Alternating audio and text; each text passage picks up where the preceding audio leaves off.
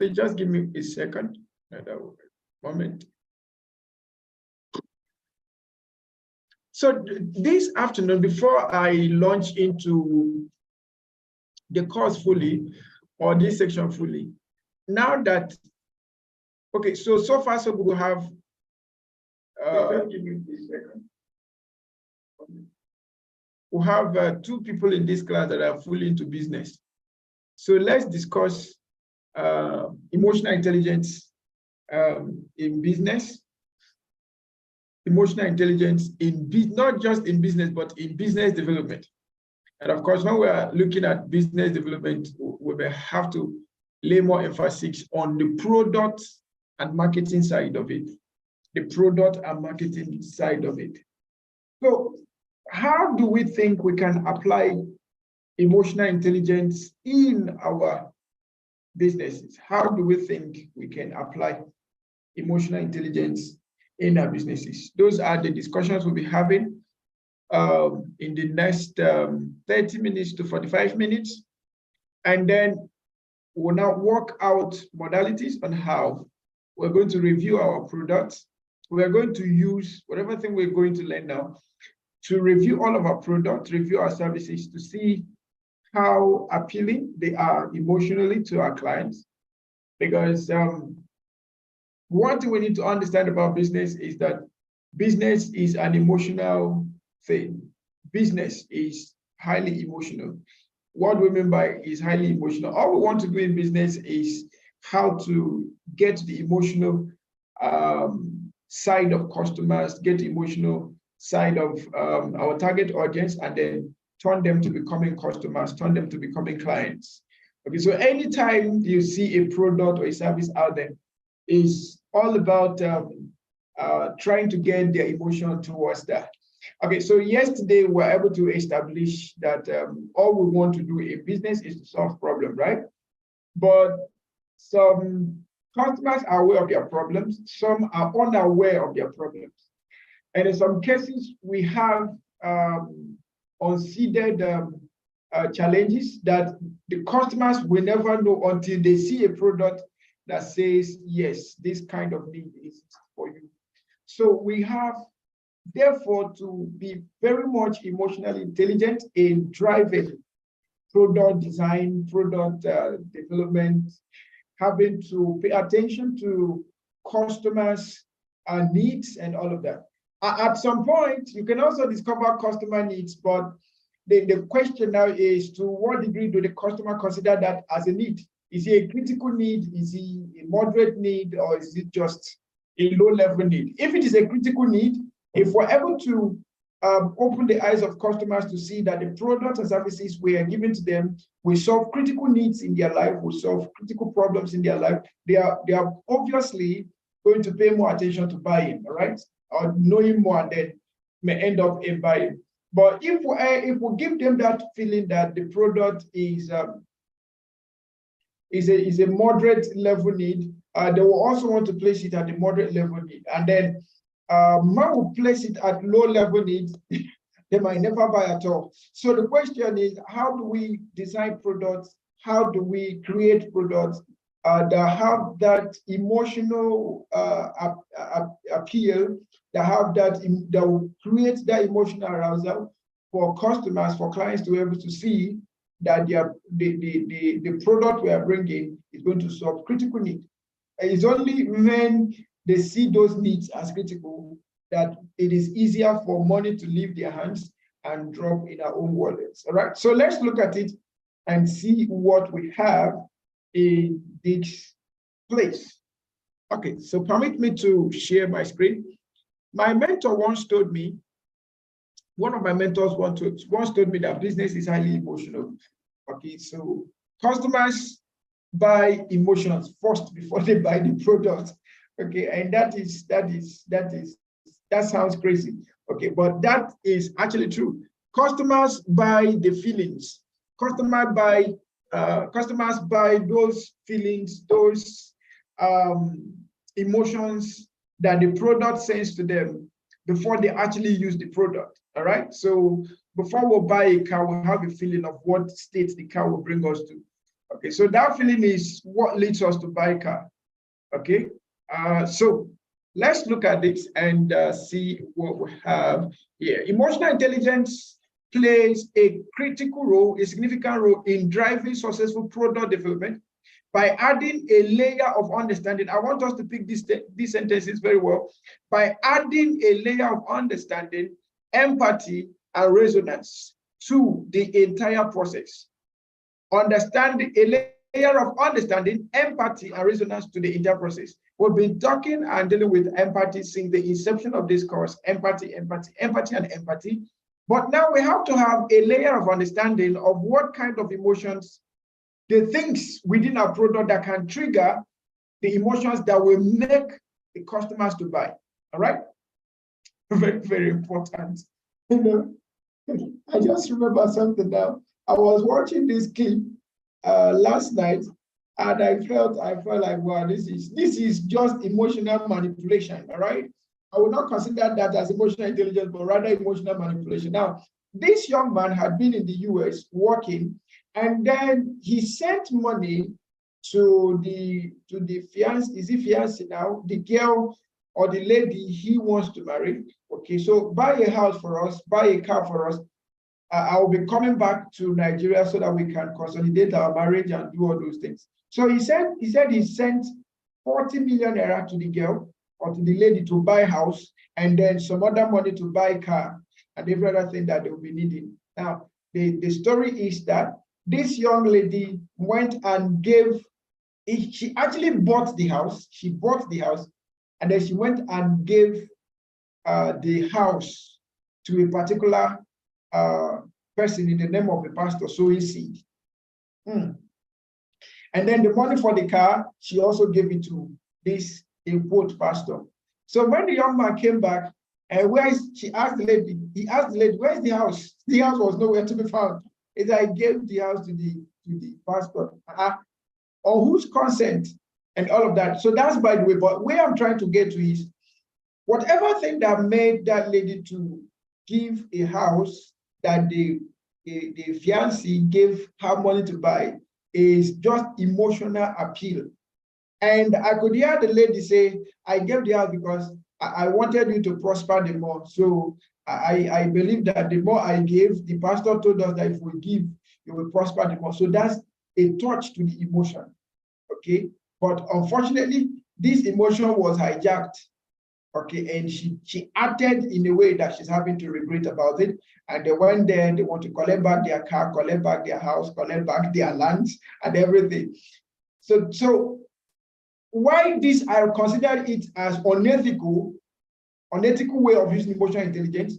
It is also important that we understand that businesses or products are all about understanding the emotions or understanding the things that can trigger emotions in customers for them to be able to buy their products. Now, secondly, we mentioned empathy. So what is empathy in this case? Empathy has to do with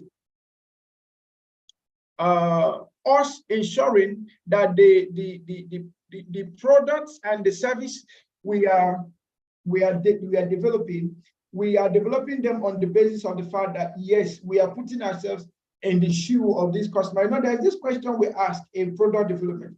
If you were the buyer, if you were the customer, this product you're developing, will you be able to buy it? This service you're rendering, will you be able to pay for the services? All right? So we need to understand that empathy side of it.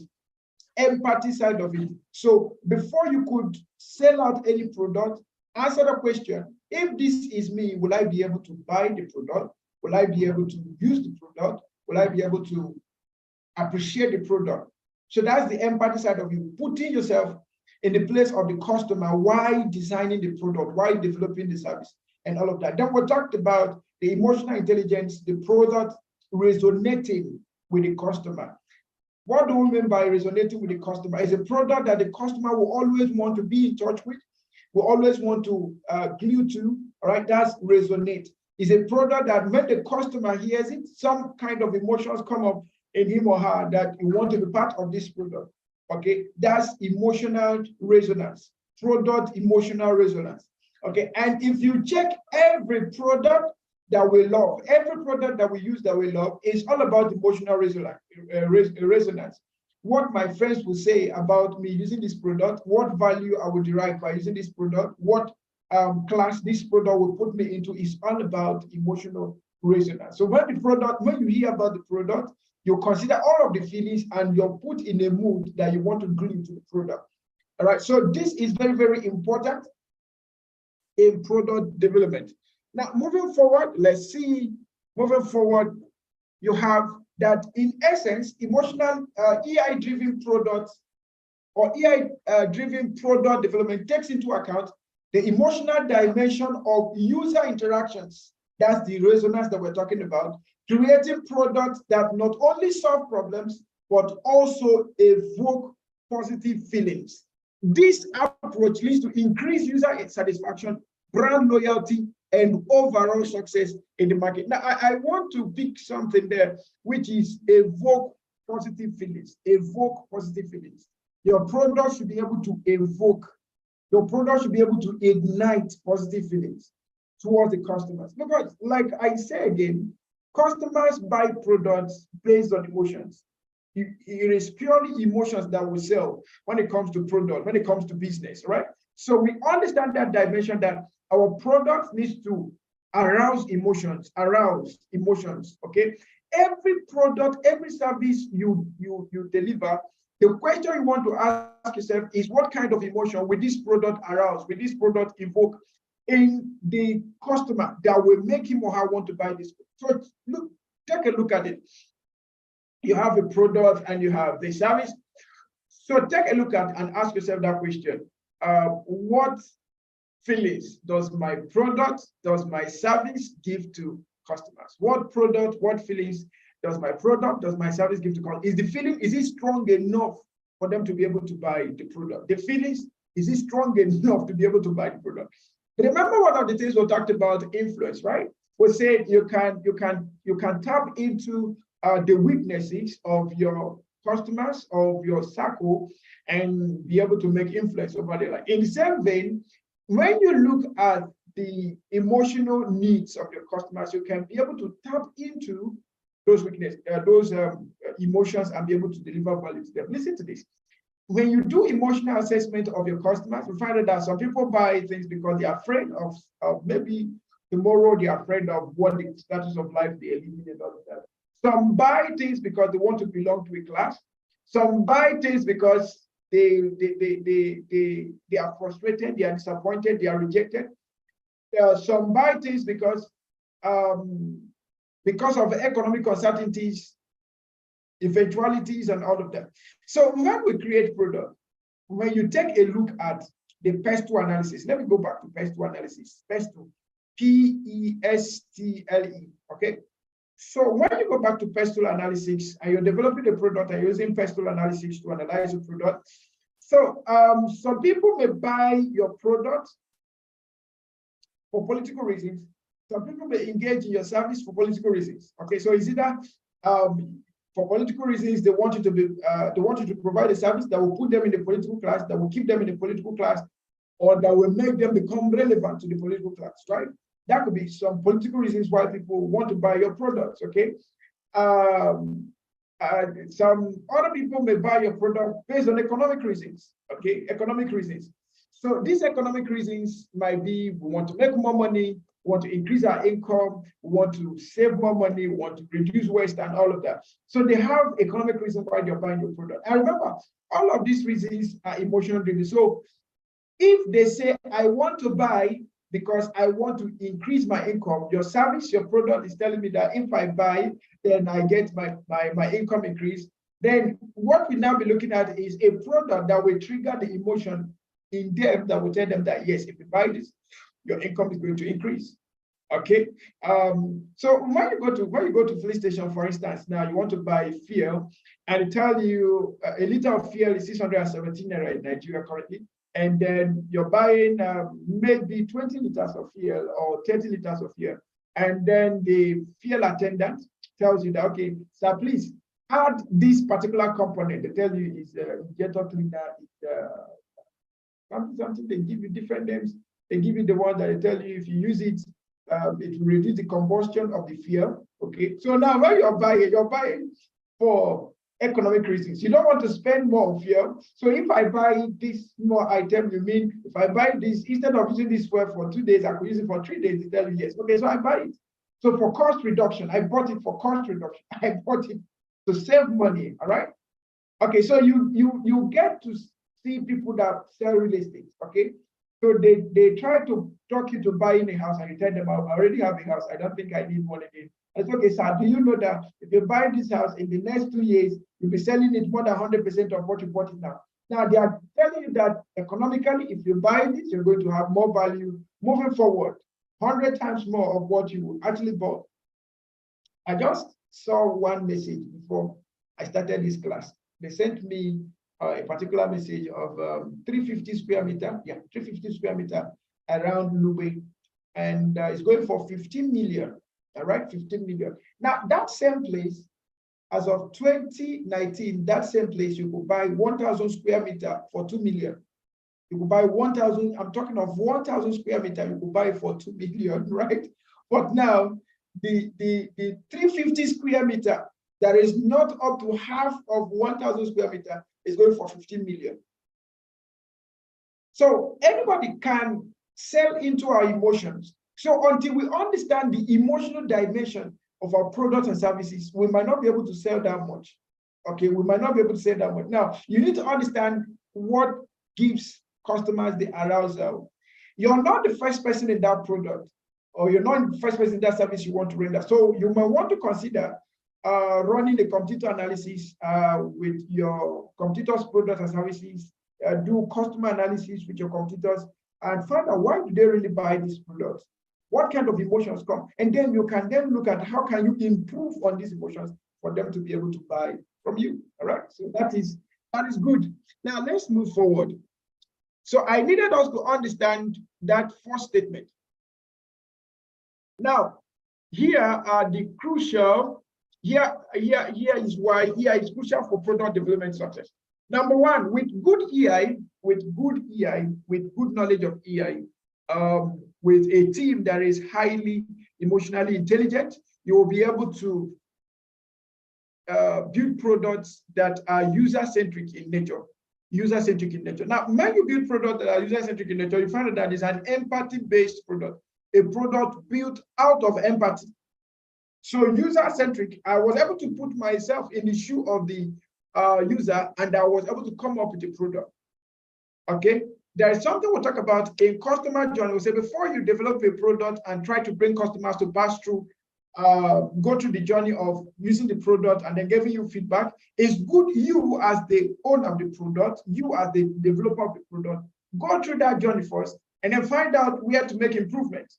You might not, you being a single fellow might not be able to get all the approach or all the issues with the product, but it's good to go through it. You'll be able to find out the most amazing ones that need to be worked on first. And then using agility, you can then improve as time moves on. Then you also have enhanced user experience. One is user-centric approach. You create a product based on user information. Then enhanced user experience. Because you created a product empathetically, the people that are going to be buying that product are going to have enhanced experience using the product. Then it also leads to differentiation. It helps with differentiation.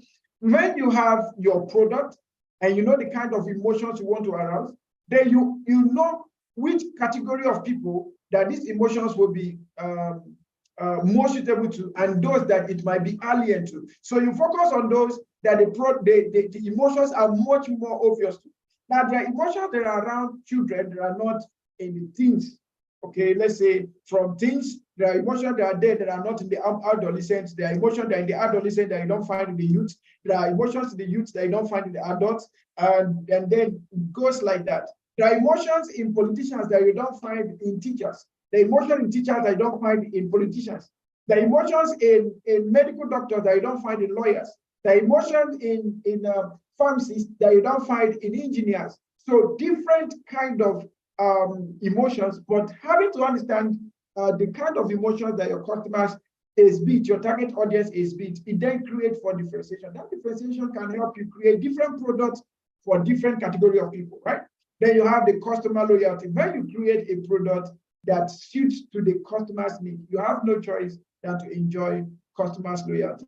Okay, so I just mentioned differentiation. When you're able to understand the different kind of emotions that play out in your marketplace, in your business, then it is easier to innovate and build products to suit those different emotional ranges that exist in your business. Then we'll talk about effective communication. Obviously, with the right customer assessment, emotional assessment of customers, then you know the kind of communication style, communication approach, communication method that you'll be using in reaching out to them. I hope this is making sense to us. Then you have feedback utilization. With emotional intelligence in place, okay, so number one, we said user-centric approach and enhance user experience. So if you actually build products empathetically, then one of the things you may want to also build in is a feedback mechanism. And if really you are interested in enhancing the user experience, by the feedback they will be providing, then you'll be innovating or improving on the product to make sure that they have better experience. So emotional intelligence emphasizes more on feedback utilization, how feedback will be received and then how that will be managed. And then you have the brand identity. Yes, different products have different emotions they are assuming, and every customer that is loyal to a particular brand want to have that brand identity rub off on them. Okay, so let me give you an instance. In recent time, Google launched Google has a learning platform anyway, but in recent time, they launched this partnership with Coursera, and they have this Google Analytics certificate. Just listen. Now, Google is not a training and certification institute. We know that Google is an IT utility-based company. But because of the kind of brand recognition given to Google, that particular certificate program is almost gaining popularity across the data analysis course today, across the data analysis field. Okay, so if you want to now talk about data analytics, they'll ask you, have you done Google Data Analytics certification? That program is less than, if you actually put your time to it, in less than 2 weeks, you'll be done with that course, right? There are courses much more comprehensive, much more elaborate, much more practical than Google certification, Google Data Analytics certification. But because of the brand called Google, many people want to associate with that. And then Google has this provision that if you take the course, they can walk you through getting a job, they can walk you through becoming an intern with Google, then you have the work with Google programs and all of that. So brand identity or brands have some level of promise they give that makes customers want to associate with that brand. So the question is, what kind of feeling does our product give that we want to make our customers identify with the brand? Then we have the emotionally resonant marketing. Emotionally resonant marketing. A marketing that if you look to the left, you have a feeling of the product. You look to the right, you have a feeling of the product. Emotionally resonant marketing goes a long way in getting this product and service keep resonating, keep reverberating in the person's mind. Anywhere you put anywhere you get to see something communicating to you about the product, or maybe in their adverts, in their marketing approaches, they put some kind of words. Of course, we understand that emotions, one of the triggers of emotions are words. So they put some kind of words that even if it takes you 3 months, if you ever have need for that product, because of the kind of emotional words they used that appealed to you, you may want to start searching for them and start getting to them. Then you have the long-term success associated with product development when it is built with emotional intelligence in place. Then you have reduced churn. When you have a product that is highly emotional intelligent, or a product that is built in an environment of high emotional intelligence, it reduces competition, the risk of competition. It reduces the risk of competition. And that risk of competition, when you have high churn simply means your customers could be moving from what you are offering to that of what your competitors are offering, and you don't want to do that. So what you want to do is have a product that keeps them engaged. We see what is happening with Threads and Twitter, okay, now X, right? So Threads have recorded that most of the customers that came in to trade after a few hours and days, they were not coming back to trade. Okay, they were not coming back to trade. And recently I read that Meta is innovating seriously, building some level of engagement that when you come to the platform, you don't want to leave, right? You don't want to leave. So now they created a product, launched it in less than 24 hours. They got about, is it 10 million people? They got about, is it 10 or 100 million people? I can't really remember. But they got millions of people in the first few hours of launching. Now, after launching, the 10 million people or 100 million people, as the case may be, are not coming back for this product. So what is the case? The thing there is called churning. They are preferring the competing product to the. So the question you want to ask is, what is it in the competing product? What has the competing product to offer that makes these customers want to move from your product to that of the competitors? So you want to reduce churn by improving on the emotional appeal, improving on the emotional dimension of your products and services, so that your customers can stay, not go. If the emotional appeal gets reduced, they want to go. It's called churn. So they get churn over to your competitors or to products that are far more competitive. And then another thing you could also notice that when it comes to things like Meta, okay, so for something like like trade, okay, the competition here is actually internal. Okay, so most of the people that move from Facebook are back to Facebook. They move from Instagram, they are back to Instagram. They move from TikTok, they are back to TikTok. They move from Twitter, they are back to Twitter, and all of that. Okay, I don't really know the kind of success Facebook or perhaps Meta want to have at the short run, but I think having to have a product that that onboarded over 10 million people within the first hours of launching them is a good one. And I think the second phase they should be much more interested in is now on the innovative aspect of the product. Of course, I believe they have agile management systems, agile driven systems that will help them keep improving on the product until they get the best of that. Now, another important aspect of EI in business development or in product development is that you build positive reputation, right? So if we go back to the word empathy, or let's go back generally to emotional intelligence competency. So you have self-awareness, self-management, you have emotional, what do you call the other one? Social awareness and relationship management. Okay, so you have empathy at the center of it all. When you are an empathetic organization, when we run organizations empathetically, will become socially responsible organizations. And when we are socially responsible organizations, then we become much more of high reputation. We gain higher reputation when we are much more on the what do you call it? When we are much more on the empathetic domain. So emotional intelligence help us to build positive reputation, help us to have increased reputation with our customers. And of course, when organizations have increased reputation, brands have increased reputation, products have increased reputation, customers want to glue to those aspects.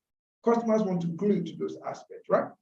All right, so let's move forward and continue. If at any point you have a question, please feel free to call my attention and then we will look at it again. So let's look at what we have here. I'll just read through this and we'll proceed. user-centric approach. EI emphasizes understanding users' emotions, needs, and desires. Look at those keywords. EI emphasizes understanding users' emotions, needs, and desires. By designing products that cater to these emotional aspects, developers create products that resonate deeply with users, leading to higher satisfaction and adoption rates. So when we build products that are user-centric, it resonates deeply with the users and then result to higher satisfaction and adoption rates. Then we have that enhanced user experience. EI-driven product focus not only on functionality, but also on creating positive emotional experiences. This enhances user engagement and encourages long-term usage, right?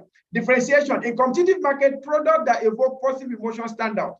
EI-driven development allows brands to differentiate themselves by addressing emotional gaps. I mentioned that earlier, emotional gaps in the market. So when you see the emotional differences between the youth and the adult, you can now say, okay, I have such product for youth and I have such product for adults, right? Okay, so you have those also for other different target audience, then you can differentiate them based on their emotional gaps, right? They have the customer loyalty. EI builds stronger emotional connection with users, leading to increased brand loyalty. Users who feel understood and valued are more likely to remain loyal to a brand and its products. Innovation. EI encourages developers to think creatively to meet users' emotional needs. This can lead to innovative features and solutions that offer a competitive edge. Effective communication. EI facilitates better communication among team members, and not just among team members. When a product is built on EI or driven by EI, a product development is driven by EI, you find out that that product is speaking to the customers. Okay? I listened to somebody some times ago, and he was talking about excellence. He talked about excellence. He said there was a time in his life that he couldn't afford the kind of shoes he wanted to wear, the kind of clothes he wanted to wear. And his business then was going seriously down.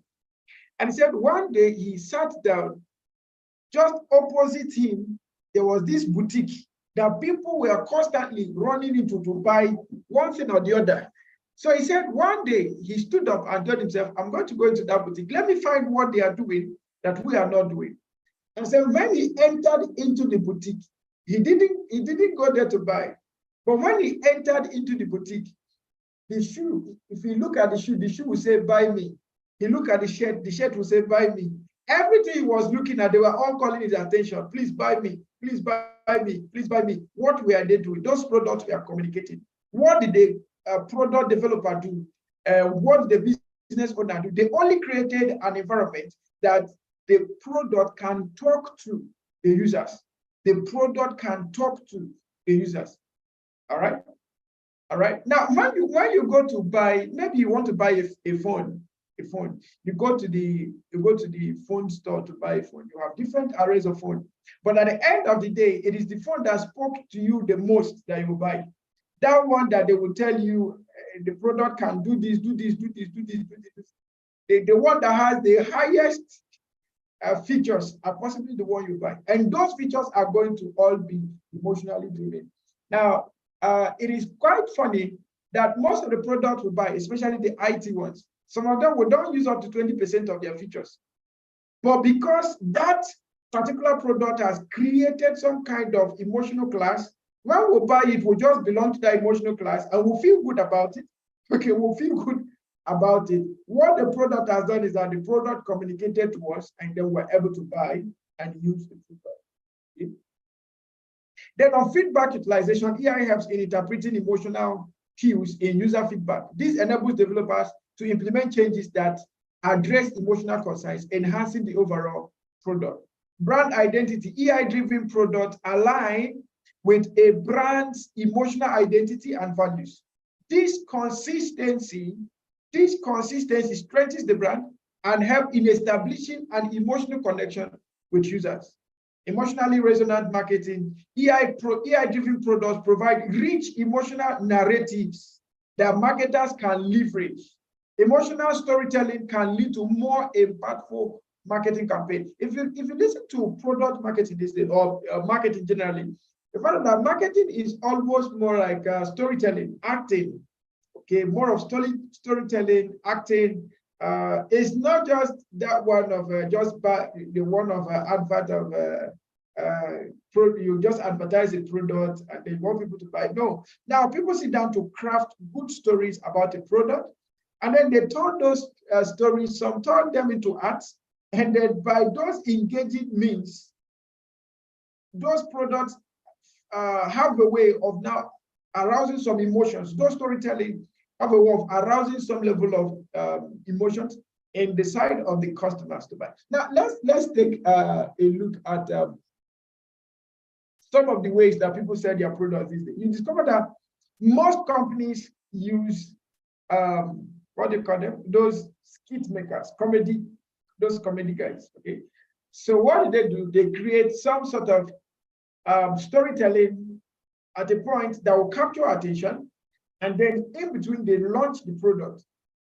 Okay, they just launch the product in between, and then they will try to create a synergy between the story before, the story now, and the story afterwards. So they want to correlate the play they've added from where they added it to where they mentioned the product and what will happen after you use the product. So what have they done? They just trying to create emotional resonance. Emotional resonance, okay? So you remember how that person acted when he was mentioning the product, you laugh.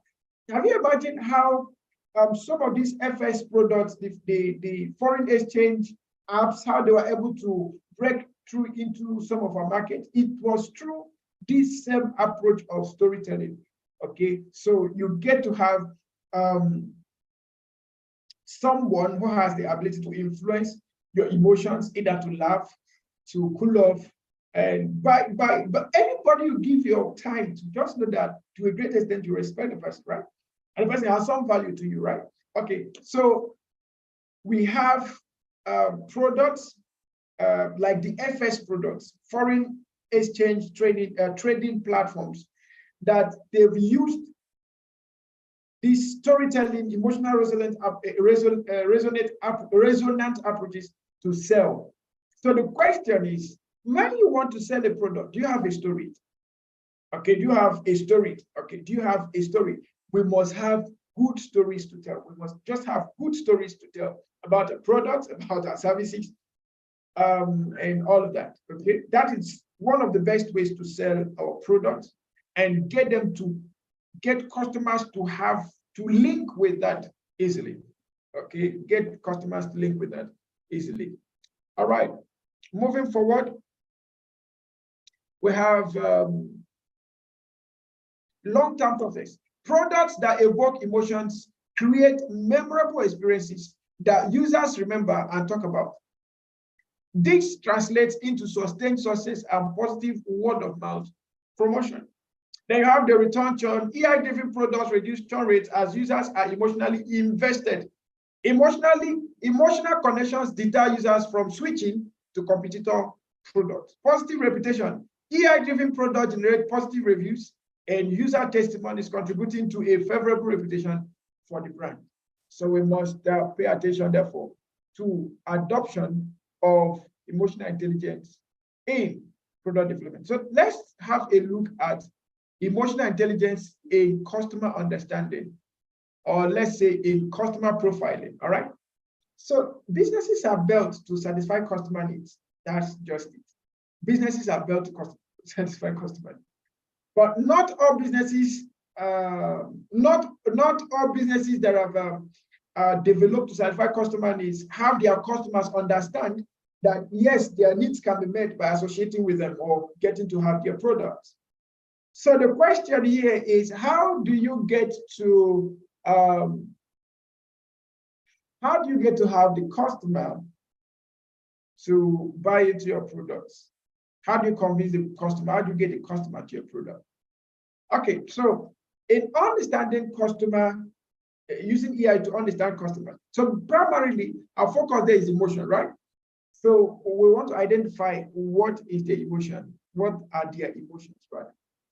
That's one. So what are the things that could trigger their emotion? Okay. So what impact does those emotions have on them? And how can we help them manage the emotions so that they can become part of our client base? I'll repeat this again.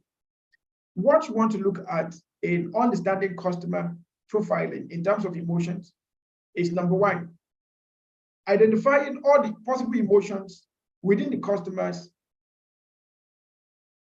within your target market, what emotions do they exhibit? So by identifying their emotions, the next thing we want to ask is, these emotions, what are the things that trigger these emotions? Because when we understand the triggers of this emotion, they give us more basis psychologically to create a product that can become a trigger to them, to their emotion, that will make them to buy from us, right? These questions that I'm asking now, they are questions that every product developer, every business developer must ask, every business person must ask. So what are the emotions? Take, for instance, in IPM, what are the emotions that our customers, what are the emotions that we see that make us want to sell to this group of people? Number one, the people that buy from IPM, they have this emotion of, I want to learn more. Okay, they are people that are addicted to learning. So are there people like that? Yes. They learn virtually everything. Anything you bring, they're just ready to learn. So are there people like that? The answer is yes. Now we have another group of people that have this emotion that they want to be promoted. They want to do better with their careers. Okay. And sometimes they don't really know how to go about it. So we have that category of people. Then we have another category of people that want to turn knowledge into money. What motivates them is that they want to make money with what they know, or they want to use knowledge to make money. So you have people that are financially motivated in their emotion. Now you have another group of people that are impact driven. They are so crazy about delivering impact. They want to become much more impactful in what they are doing. So all that matters to them is impact and impact and impact. So these are some of the emotions driving the people we want to serve. Now the question is, what triggers this emotion? What triggers this emotion? So if you notice, some of them will find out that there is actually a gap between what I know and what I should know. Okay, so there is a gap between their current competency level and the expected competency level. So that's a trigger. Okay, so I want to run a business effectively, but do I really have all the knowledge to run the business effectively? Not completely. All right. So is that a gap? Yes. Is that a trigger for you to learn? The answer is absolutely yes. Okay. And then what do? You now have to do customer needs assessment. In this case of needs assessment, remember, you started with customer profile in terms of emotions. Okay, so what is it that is driving this person? What emotion is this person expediting? What is he always showing off? What is he always talking about? All right, and then you find out what could trigger this emotion, right? But the primary question afterwards is, if this customer exhibits this emotion finally, what does he want to get? The end result is what you want to have. So if you are able to help them achieve their end result, they are ready to pay you, and they are even ready to do more with you, right? So this person is impact driven, okay? He wants to have an educational service consulting firm that is going to provide top-notch services to their clients, that their client will be excelling in whatever thing they do. So let's assume that is what is driving him, with all of the emotions of, I need more knowledge to impart, I need more knowledge to impart, right? So the impact is the emotion, right? So the crave to have an impact, rather, is the emotion. So now there is a knowledge gap, and then you created this knowledge, right? You created this knowledge, and you're delivering this service in terms of knowledge delivery. Now, at the end of the day, no matter what you teach them, if the primary objective is not achieved, you find out that that emotion that emotional gap still remains. And that's why several people, they will read a whole lot of book about the things they want to do. They will tell you we don't understand. Yeah, they've actually gone to acquire knowledge, but the knowledge is not enough. They've gone to do workshops and training, but they were unable to understand all of that. So we must therefore, in having empathy, this is coming back to empathy. Yes, we don't need empathy to understand these emotions, but in now building the product that will solve the problem, we need empathy. Because if we don't solve the problem, the emotion might become, the emotion might turn up to become, to produce negative effect in the market. Okay, we've heard of stories of people say things like, don't mind all these professional training people. They will tell you when you finish this, you will get promoted, you get job, you get this. But nobody told them that, yes, you have a personal responsibility of applying to what you know for you to get better exposure and better relevance. And then with that, you can then get higher remuneration, higher promotions and all of that. We don't tell them that. What we just tell them is that immediately you finish this course now, you get employed. Immediately you finish this course now, your business will start working. No, what's the personal responsibility there? That personal responsibility is where self-management comes to play. That personal responsibility is where what? Self-management, self-control, self-involvement comes to play. And until you play your part, that knowledge will just be as good as nothing. But however, empathetically, when we realize the gap is not just the emotion. The emotion is what will prompt them to buy, what will prompt them to come to you. But that emotion is desirous of solving a particular problem. So the product we are creating should be designed not just to appeal to them to buy, but in the appeal of them buying and using the product or going through the service, they should be able to solve the problem that is causing the emotion to come up in them. I hope you understand that. All right, so these are very, very important things. We need to put into perspective when using emotional intelligence in product development. Okay, let's move forward. Okay, so customer understanding is a crucial aspect of product development, and applying emotional intelligence to this process can lead to more impactful and successful products. Incorporating emotional intelligence into the customer understanding phase of product development ensures that the product resonates emotionally, exceeds expectation, and build long-lasting relationship with customers. This approach goes beyond mere functionality and aims to fulfill customers' emotional needs, resulting in higher customer loyalty and brand advocacy. Now, here's an elaboration on how emotional intelligence enhances customer understanding in product development. So we have empathetic insights. I've spoken about that products need to be much more empathetic insights. So we build products from an empathetic domain, ensuring that at the end of the day, should be able to solve the problem, not create more of the problem.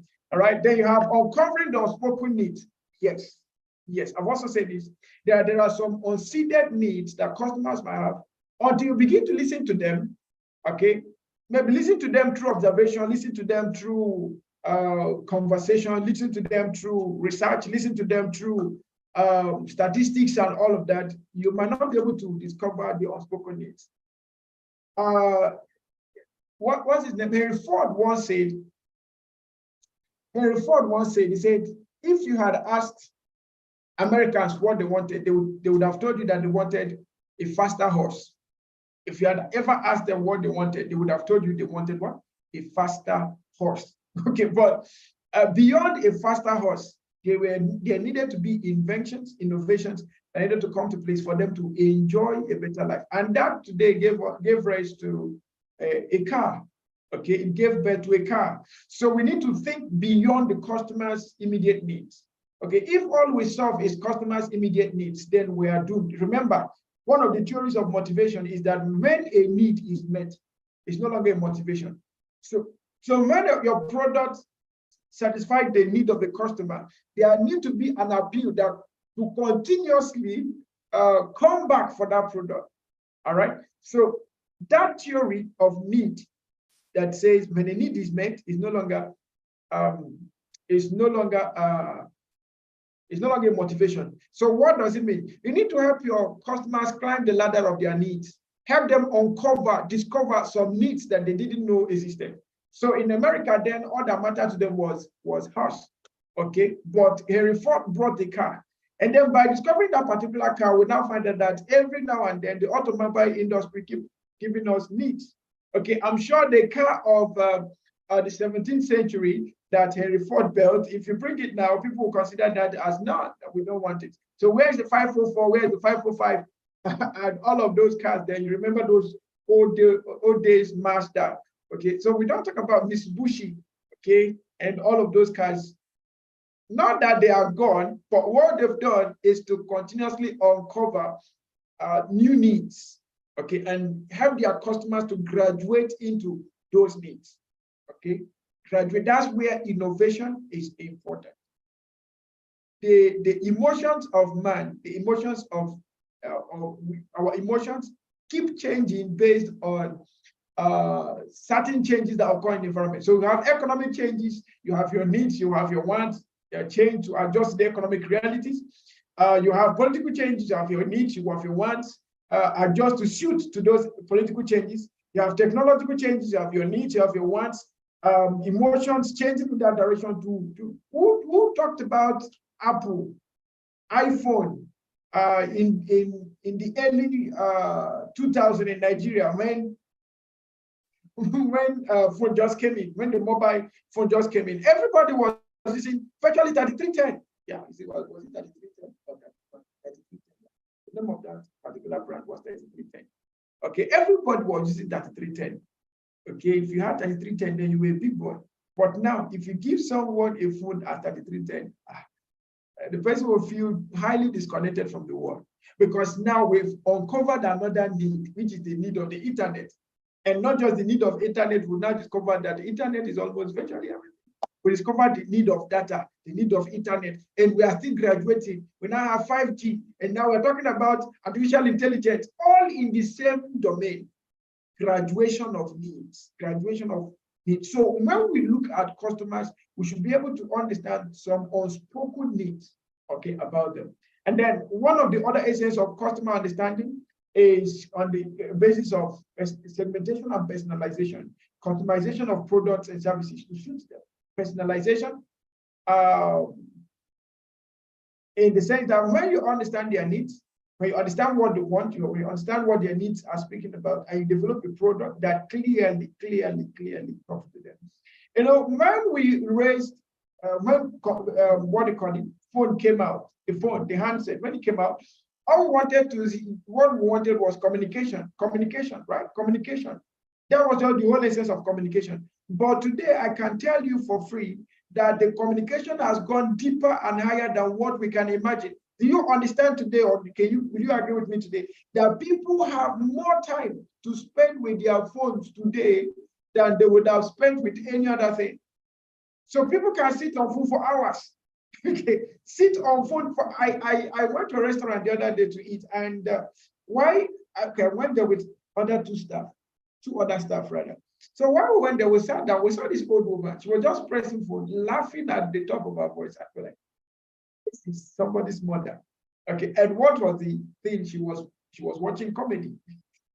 Okay, and that is deep communication she's having there. Okay, but when the phone came out, was this the thing they wanted? No. In fact, there had been a clamor now, there had been a call that the government should begin to take a responsibility to regulate artificial intelligence. If not, it can cause more disastrous things than what the present technology is causing. Okay, it can. So I remember the other time we had an artificial intelligence section, and so a lecturer said, you give students assignment now and they go straight to ChatGPT and they download everything and they bring to you. So how do you manage brain functionality in this case? Yes, we have a product that appears, oh, no more stress. We can we've reduced that, we release ourselves that privilege to think, or the stress to think. But you know that if this same thing that are taking away all this stress now returns back to become a stress to us, we might not have the ability to think again. We might not have the ability to think again. So we have to pay attention to ensuring that when products are built, we should have personalization to meet the emotional needs and also segmentation to meet the different needs, emotional needs of the different target audience in our market. All right. Okay. So I guess you understand that. Now, moving forward, we talk about emotional journey mapping. Also, very, very important. Emotional journey mapping. You need to understand the emotional journey of your customer. You can map out their emotions. So, or you can map out their emotional journey, right? So now we've had an emotional journey from the times of to this time that to the time that you can use music for your ringtone. Okay, to the time that you can have video calls. Okay, like what we're doing right now. No, before I got to this point. So we now have the time that you can now have the whole world in just a gadget. That is mystery. Okay, so that emotional journey mapping need to be strategic and need to much more evolve as we understand the dynamics of emotional changes. The dynamics, when you understand the sources of the triggers of emotion, then your assignment will now be faced more on if these sources change, what possible triggers would they raise? For instance, if technology changes today, what possible trigger will it raise?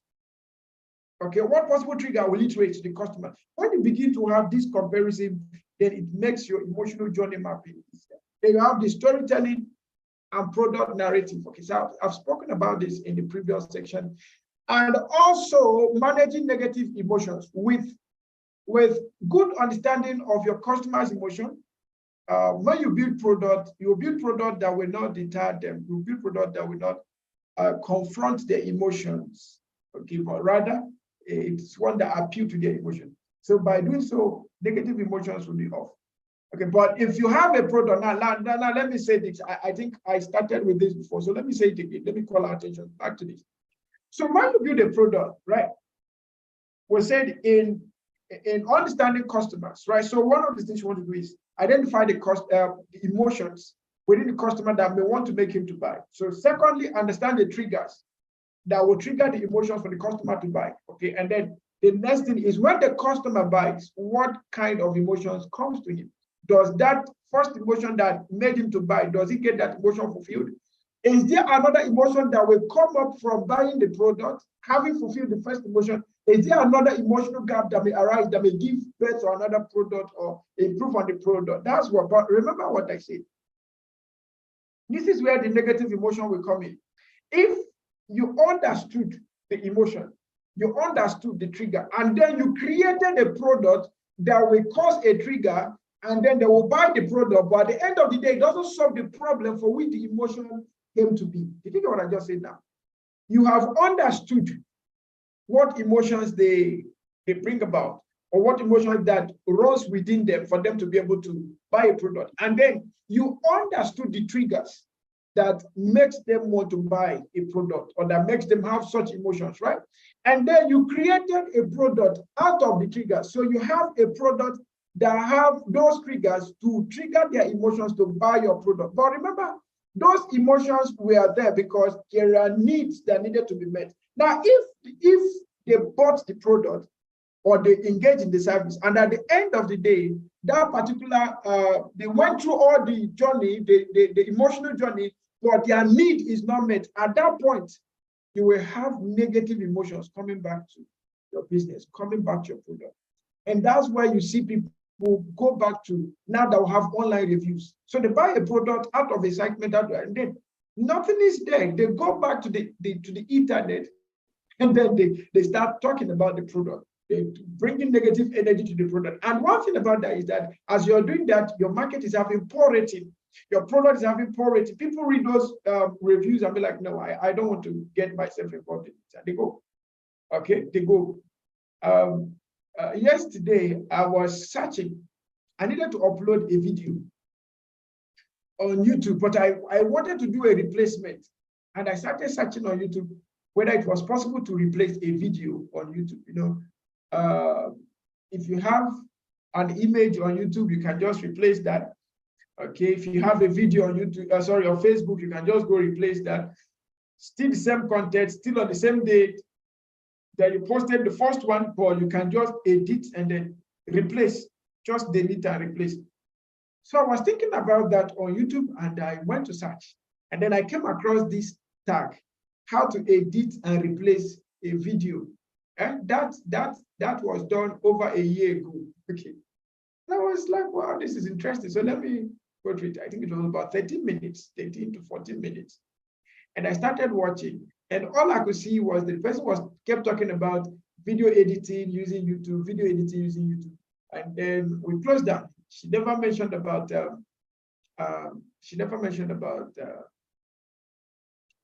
replacing.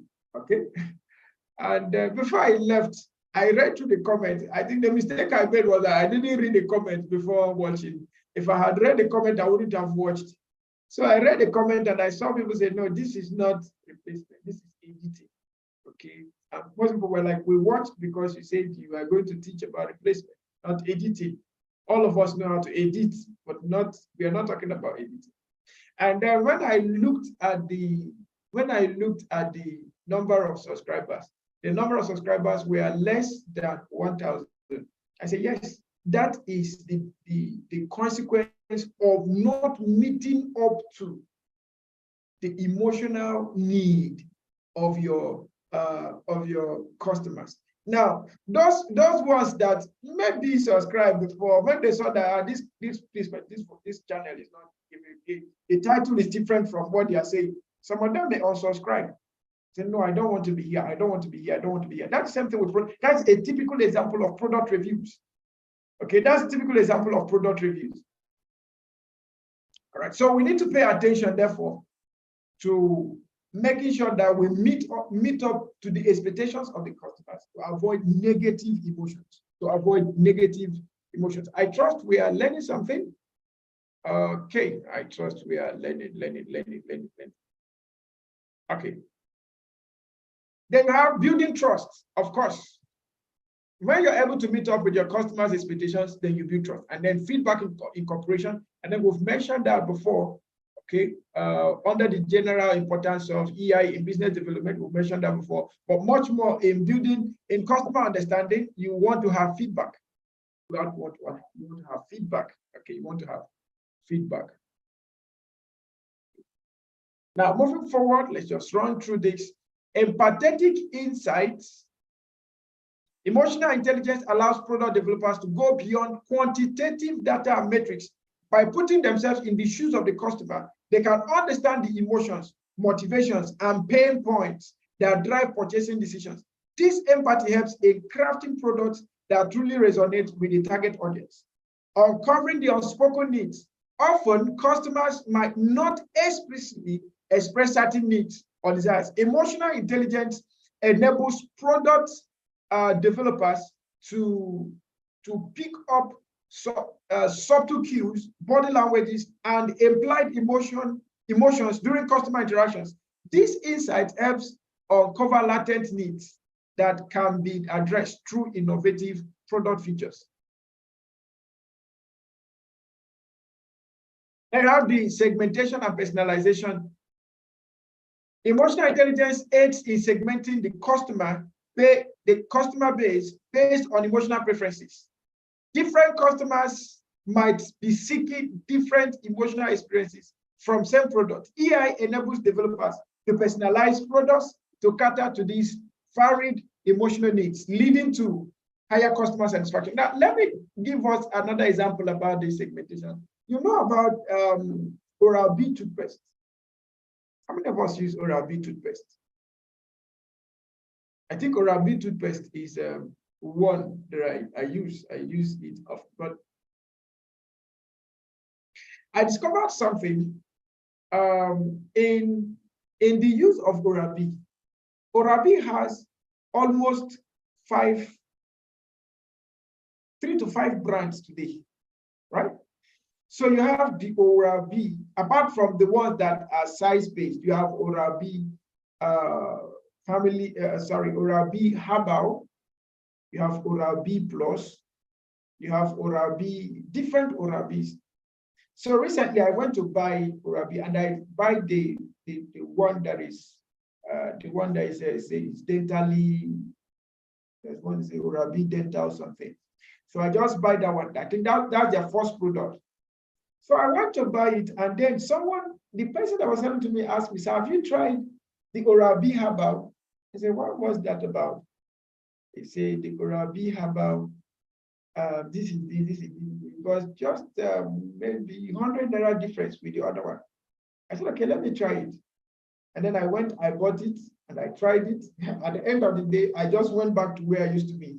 Not because of the price, right? But for the fact that it did not really get to the personalization that I want. It didn't speak to me the way they talked about the product. It wasn't really custom made for me. But I feel the first one was custom made for me, because that one they'll tell you you have fresh bread. Okay, so when you're done, you have fresh bread, you have all day fresh bread. So irrespective of what you eat, you don't eat, you have all day fresh bread. And I think for me, I enjoy that particular benefit, all day fresh bread. So irrespective of what I eat, provided I've brushed my teeth, I just have that freshness all day.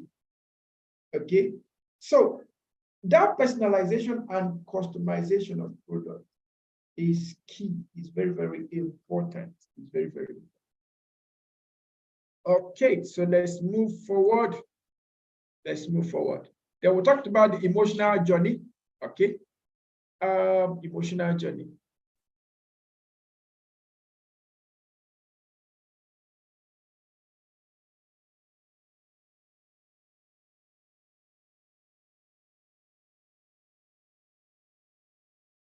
The emotional journey, EI, the emotional journey mapping, EI, allows product developers to map out the emotional journey of the customer as they interact with the product. Now, the emotional journey comes when you interact with the product. Okay, emotional journey comes when you interact with the product. Emotional journey. That is when you've interacted with the product. And then what was your feeling moving forward with the product? You know, some of us that went to school in Nigeria, if they had asked us to go back to school today, to go and study the same thing we studied, most of us would say no. Okay, one of our consultants, he said he's currently studying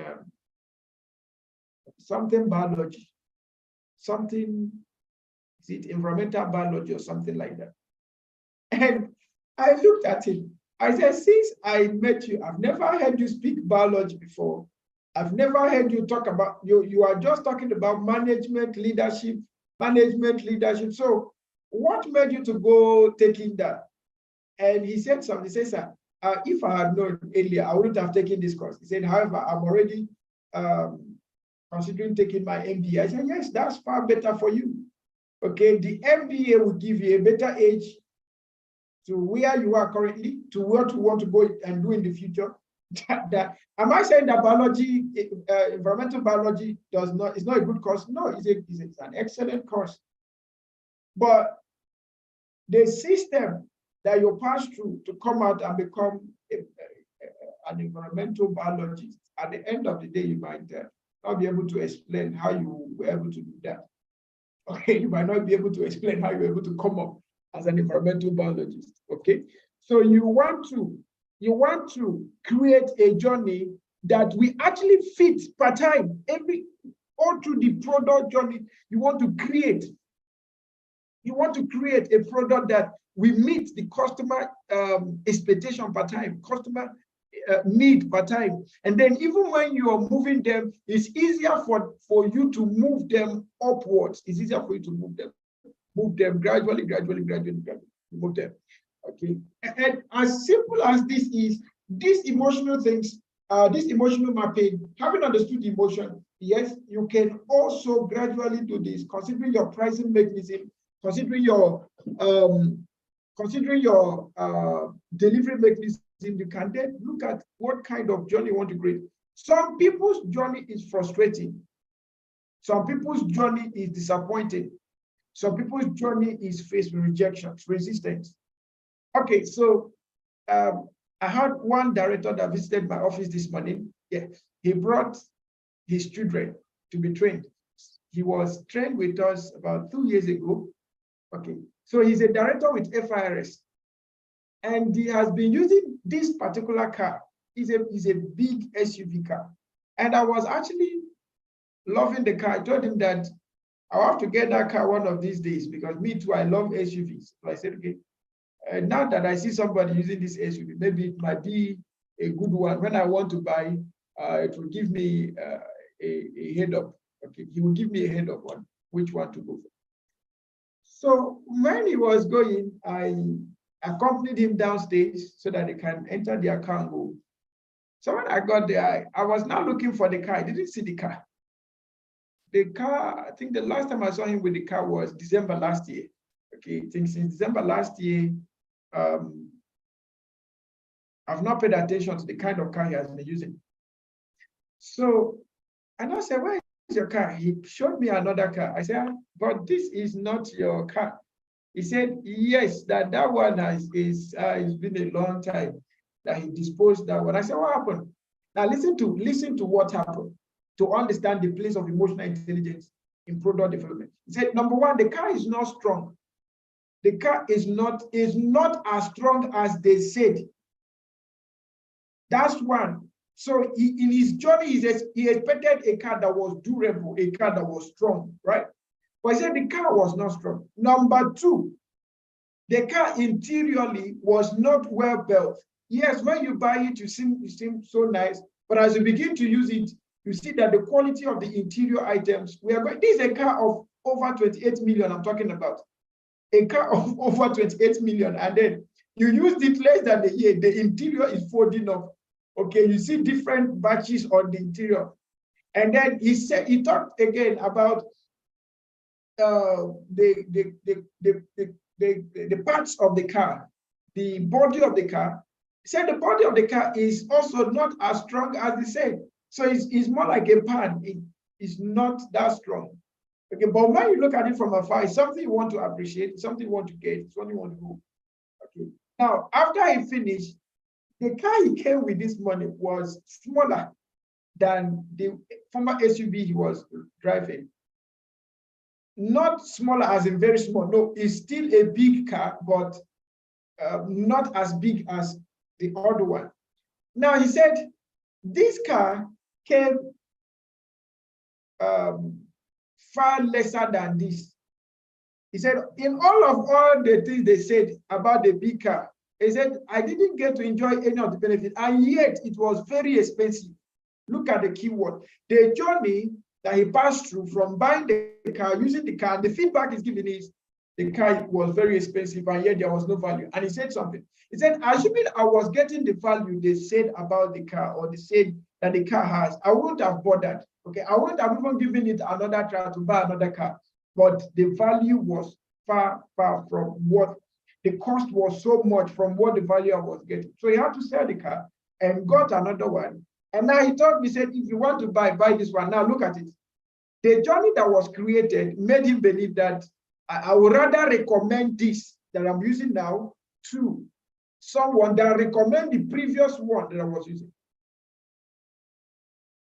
Okay, so how can someone buy a car of 28 million and more, and then he doesn't have the value in it? Okay, I saw a car recently. I love any car that is up. Okay, I love them. Okay, irrespective of the fact that the one that I'm driving now, they are still on the ground. They have not grown. They are upcoming. Okay, so the ones I'm using that they are upcoming cars. Okay, so I saw this car. One of the cars I love and I would like to own is this what do they call it? This open van kind of car. What do they call it again? All this Tundra, Toyota. What do they call that car again? Can someone help me? The open van car. Helios, yes, Helios. The Helios. So I know Helios is quite an expensive car, especially when you want to talk about 2018, 2021. I don't know whether they have another version, but up to 2021, you're talking about almost 40 million, 45 million to get that car. So I saw another car, another brand entirely of Helios kind of car. And they said they are giving 50%. Okay, they are giving 50% discount on the car. And the 50% was 20 million. When I looked at the car, in fact, without entering the car, without seeing the car, I saw the feature of the car. I saw how the things were falling apart. I told myself, I said, Kai, this car now, with this kind of advert, people will launch. I saw that advert on Guardian newspaper. That was last week. No, that was on Monday. The Guardian newspaper on Monday. You see the advert at the center of the page. Okay, I don't want to name the company, but you can go check it out in case you also love Helios-based cars and you have some 20 million to spend. You can go and try that out. But I would rather buy a Tokumbo, how they call it, a Tokumbo Helios, than to carry the for 20 million, than to carry the 20 million to go and buy that particular car for a brand new version. What have I seen? I've not entered the car, but I've already had a journey. In my mind, I've already had a customer journey. What am I seeing? I'm seeing a product that tomorrow the tire, one part of the tire might have issue. The body will start flapping and all of that. So just by looking at that, I felt like, no, I won't want to get this. Okay, I won't want to get this. Even Tundra, as big as Tundra is one of the most beautiful Helios kind of car because it's elegant. It's one that you want to buy. But I don't think I want to get it, except to give it to me for free. Okay, I can take. But for me to count my money and buy Tundra, it's just so bogus for me. The same thing applies to the Helios version of Ford. Okay, somehow, I don't know, but if you take me to Ford, I feel like I'm lost. Okay, so what is all of this? If you notice, one of the considerations that will bring about this is pre-information that have generated some kind of emotions towards those products. For instance, Tundra, they will tell you that all Honda cars have leg problem. And for people that love running on speed, and you're running on Tundra, and then all of a sudden you just hear, wah! You're using your life to do experiment or something of sorts. That's the kind of mindset that's coming. And by so doing, you've not bought the product. They've not even given you the product. And nobody has the intention of giving you the product. But for the fact that you've had a pre-information about that, it has modified or modulated or granulated your kind of emotions towards a particular product. And that already has created a journey that even if when you've not used the product, somebody tells you, I want to buy this product. You've not used the product. You've not even held the key of this product before.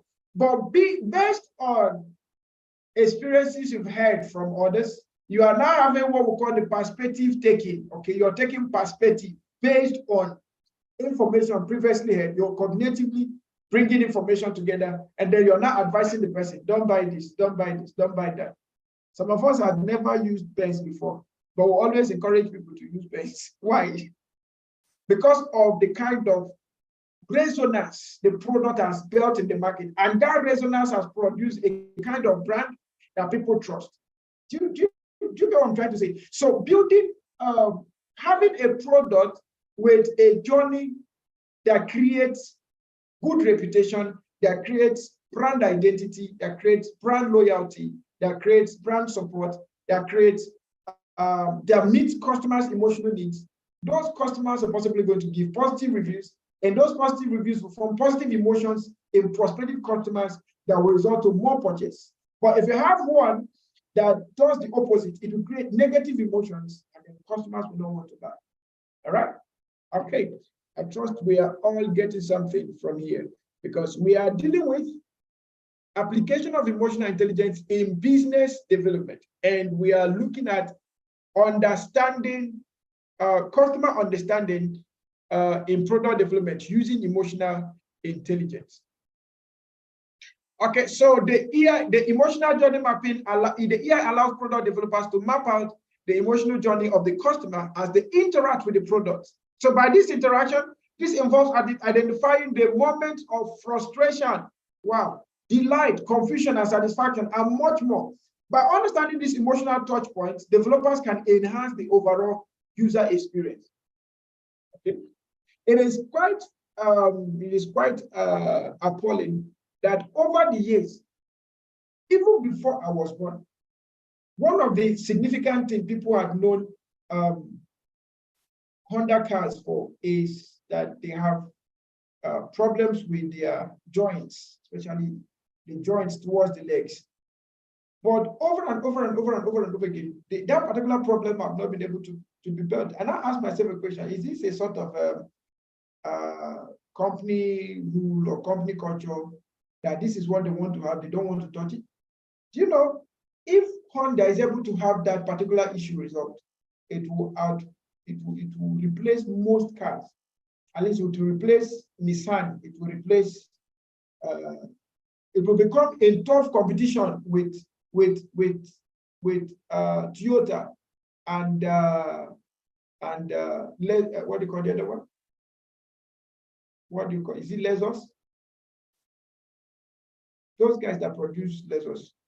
It will become a tough competition with them, right? Still on understanding customers, you have storytelling and product narrative. Emotional intelligence helps in crafting compelling product narrative that evoke emotions.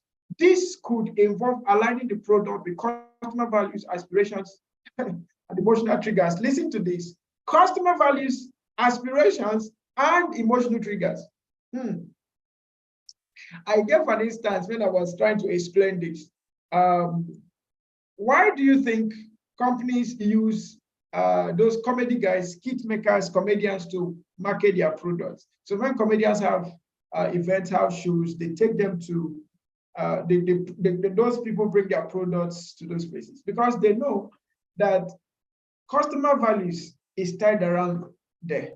There are particular customers that watch a particular type of comedy. They are dedicated to, or they are committed to a particular comedian. Okay. So if you have such people in that comedian's list, then because of the value that particular comedian's channel, you can sell your product with the comedian story. Not necessarily about the story of the product. The comedian makes up a story because he knows the people will listen to his story and then introduces the product and sells the product for you through that particular story. But much more, art is playing much more crucial role in product development because art appeals to our emotions. Art appeals to emotion. Art can actually invoke an emotion, positively or negatively. All right. Then, importantly, too, we talk about managing negative emotions. Okay, I think I've spoken about that. Now, moving forward. Now, before I go to EIA design and innovation, do I have any question, any comment, any contribution? Questions? Any question? Any question in what we've done so far? Any question? If there are no questions, please, can we take a moment of break? Can we just take 5 minutes break? And then when we return, we continue from where we stopped. Let's take 5 minutes break, please. We'll return in 5 minutes. Thank you.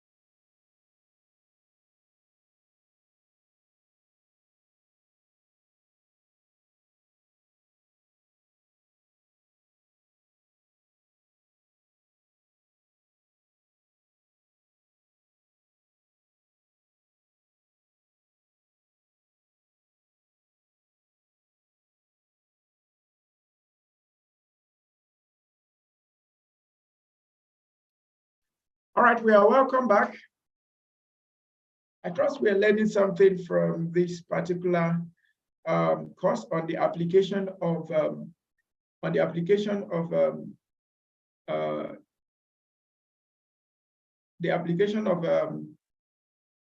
emotional intelligence in business. Emotional intelligence in business development. Emotional intelligence. We've looked at emotional intelligence in business development in the aspect of understanding our customers, and we said with emotional intelligence in understanding our customers, it will be easier to profile the customer. It will be easier to understand the emotions and the triggers that leads to the emotions, and then help us at the end of the day to know what kind of product and service to give to the customer. And then moving forward, we spoke about that with whatever product we want to build, it's easier to personalize, customize, build customer loyalty, and several things we spoke about. Moving forward, we'll be looking at emotional intelligence in design and innovation, emotional intelligence in design and innovation. Of course, we understand that aesthetics, the physical appearance of a product, is part of the things that, if not the first thing that appeals to a customer. And then when the customer begins to use the product, the functionalities and other features associated also begin to entice them. Now, it's one thing to have a product that has good physical features, good aesthetics, and then also have good functionalities to complement the aesthetics. So moving forward, we'll now look at EI in design and innovation. So let's look at it and see what we have there. Incorporating emotional intelligence into design and innovation ensures that products go beyond utilitarian purposes and create meaningful experiences for users. By focusing on the emotional aspects of design, product developers can establish a strong emotional connection with users, resulting in products that stand out, foster brand loyalty, and leave a lasting impact. Okay, so one of the things that we see in current day product development, let's take automobile as a case study. In the automobile industry, we see a product, a car. Inside the car, you have your, let's say, your audio system, quality audio system. Inside the car, some of them now have good visual systems. Was the car meant for audio and visual? No. Okay, so now inside the car, you have good refrigerating system, You can put water inside the refrigerator and cools off well, put your cup, your spoons and everything inside the refrigerator. Was it really what the car was meant for? No, right? Okay, so you have cars that you have charger. There was one car, they were doing the review of the car. And this car, every spot in the car had a charging spot. The doors had charging spots. The how do they call it now? The cockpits. If you say cockpits, what am I talking about? For those of you that have car, what do people call it? All those places that you put your bottled water and all of that. Forgot what they call it. They have chargers everywhere, front and back. Okay, so chargers everywhere. But is the car meant to provide charging spot? No. Okay, and several other emotionally driven. I remember when I went to buy a car, and then they showed me a car. They said, this car, they were not talking about the features of the car as the external part or what. They were just focused on the internal part. They talked about the good sound system. They talked about the visual system. They talked about the tinted glass. They talked about the leather seat. They talked about the AC. Okay, so what happened to the engine? They didn't talk about that. What happened to the tires? They didn't talk about. Okay, the only thing they talked about the tire was that it was an alloy rim tire. Okay, so what happened to the body of the car? Nobody spoke about that. What happened to the fuel consumption? They didn't talk about that. But they were focused on those things that can actually get me emotionally aroused to buy in that. Okay, so when designing products, we must pay attention to emotional intelligence, application of emotional intelligence in the design of those products. All right. Okay, moving forward, let's see what will happen.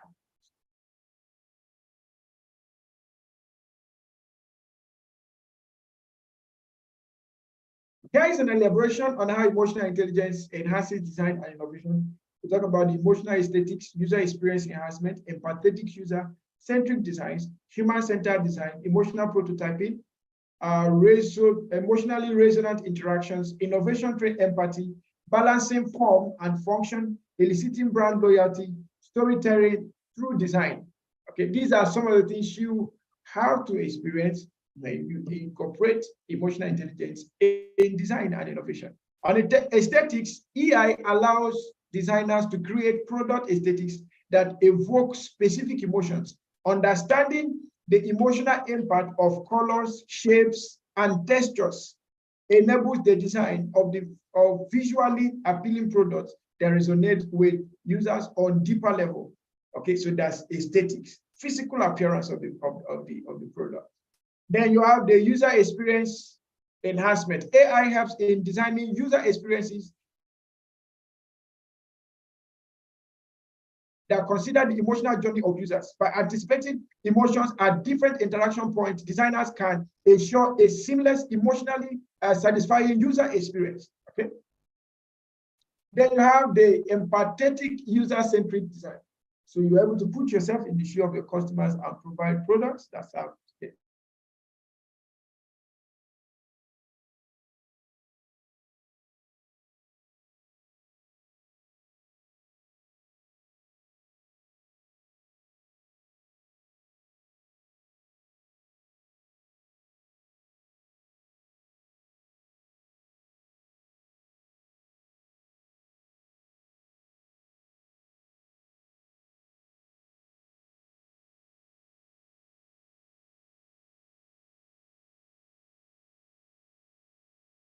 Emotional intelligence drives users' emotions, products that solve real life problems. He said when technology came out, when the computer came out, it was said that it was going to take many people's work, but at the end of the day, it produced many more work.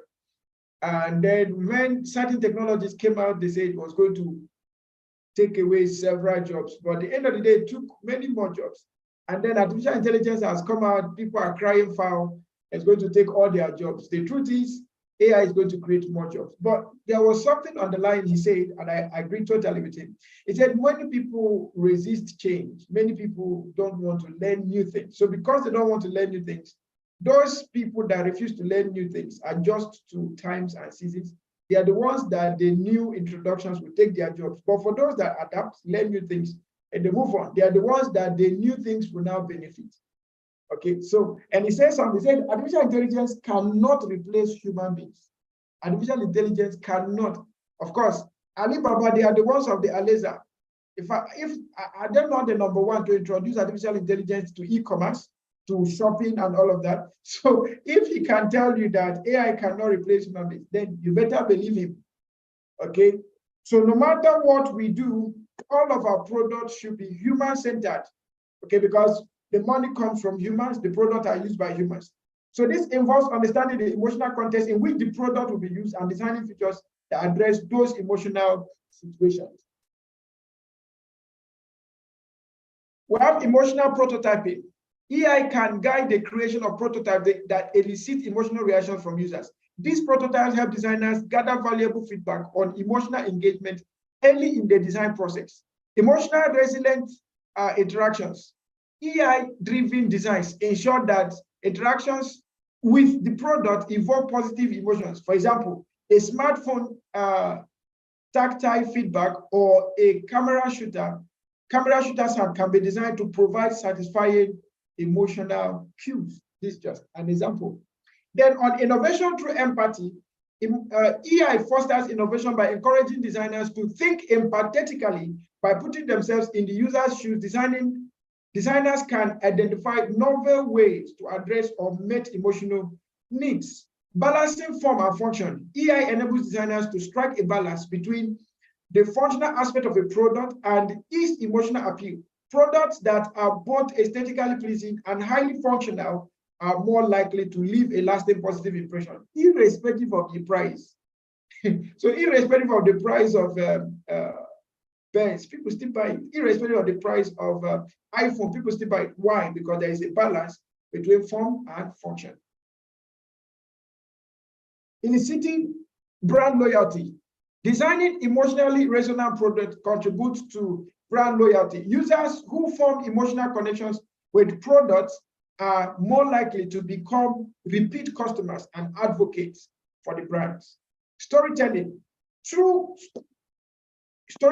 design, EI allows designers to tell a compelling story through the design elements of a product. This narrative can evoke emotions that align with the brand's brand values and products' intended purpose.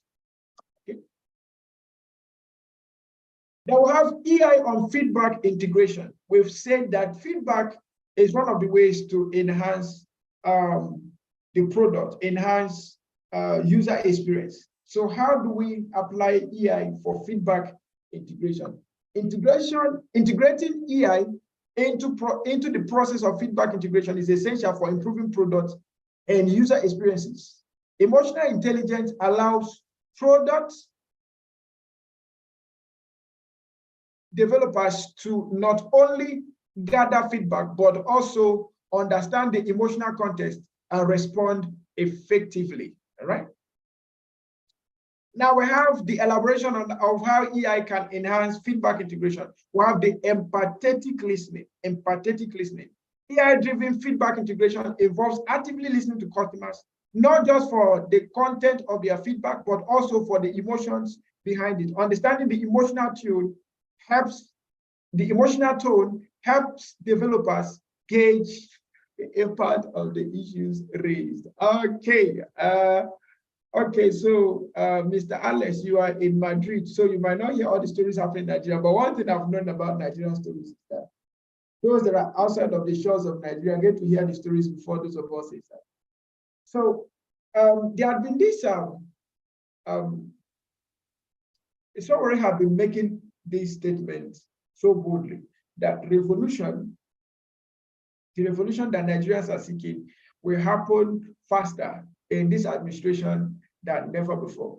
And somehow I've seen that, I've watched him say that, I've read through the papers, him saying that and all of that. And somehow the thing is beginning to resonate around me. Now, when I look at some of the decisions that the government is taking, I feel that they are not empathetic at all. They are not empathetic. They are not empathetic. They are not empathetic. Our Nigerian leaders are not empathetic enough. And because of the absence of empathy, it is possibly going to make that word, that revolution that Nigerians are seeking will happen more now than ever before. They have been called from different quarters of the Nigerian organizations and well-meaning Nigerians that Nigerian government should watch what is happening in Nigeria and watch the way they run Nigeria, so that what is happening in Niger will not happen in Nigeria. Now, this is my own view, my own personal bias anyway, that those who have become ministers before, you become a minister before, you become some 2 times ministers, 2 times governors, and then you're coming back to become minister. Now, Nigerians are already angry with you that when you were in the first phase and second phase of your ministerial appointment, you did nothing to Nigeria. You became a governor, you did nothing. You were rather part of the problem, and you want to bring them back. I feel some of the moves that government is making, those in government are making, might promote the issue of this revolution. So while we are not praying for destruction, we are not praying for chaos, but there's a possibility that there might be some level of revolution that will take place in Nigeria very, very soon. It's becoming obvious day by day. Now, when I was coming out this morning, I was listening to one radio station here in Abuja. They call the Nigerian Info. Okay, so the Senate president, of course, we've seen the proposal of increasing the allowances of ministers, president, vice president, those from the executive to the legislature, especially executive and legislature, their salaries were reviewed by 114%. Okay, 114%. But Nigerians are still waiting for the review from 30,000 minimum wage to something upward. They've not received. Nigerians are still waiting for palliative to cushion the effect of fuel subsidy removal. They've not received. But this morning, when I was coming, the Senate president said something. The radio station captured the plenary section. And he said something. He said, the clerk of the House has sent a token to their account for their break. Okay. After he said that, he now withdrew the statement. He said he has sent his prayers for them on their vacation so that they will have good time, and when they return, they continue with the plenaries and all of that. Now, whether we like it or not, the message has already been sent. You are sending tokens. And when they say tokens in the Senate, it's not 1 million, it's not 5 million, it's not 10 million. We're talking about millions of naira that you're spending. We are still in this case of fuel subsidy, not even having any remedy for the Nigerians. The president was making provision through the office of the chief of staff, right? Chief of staff. Can you imagine? They sent 16 million each to senator. Okay, 16 million. And God. And Nigerians are just asking, can you do something about this fear? Can you do something? That's crazy. And recently we heard about the provision of cars for ministers, for parliament members in billions. Cars that were going to worth billions of naira. The revolution actually, if the government do not pay attention, if they do not deal with the Nigerian citizenry empathetically, then there might be a replication. What happened in Niger was a military coup, but there might be some level of civilian coup going to happen in Nigeria, because Nigerians are fed up. Nigerians are really, really fed up. Okay, Nigerians are fed up. Okay, all right. So we that are business owners, product developers, service developers, we need to pay attention empathetically. Okay, we need to pay attention to the need of the people empathetically. All right, empathetically. Now, moving forward, you have recognizing emotional patterns. Recognizing emotional patterns. AI enables developers to recognize patterns of emotional feedback, identify recurring emotional reactions, provides insight into widespread user sentiments and pain points. Okay, moving forward. Validation and empathy. Responding empathetically to emotional feedback shows users that their feelings are understood and valued. Acknowledging their emotions fosters a sense of trust and makes users more receptive to any suggested solution. They will have the tailored responses. AI guides developers in crafting responses that match the emotional tone of the feedback. This personalized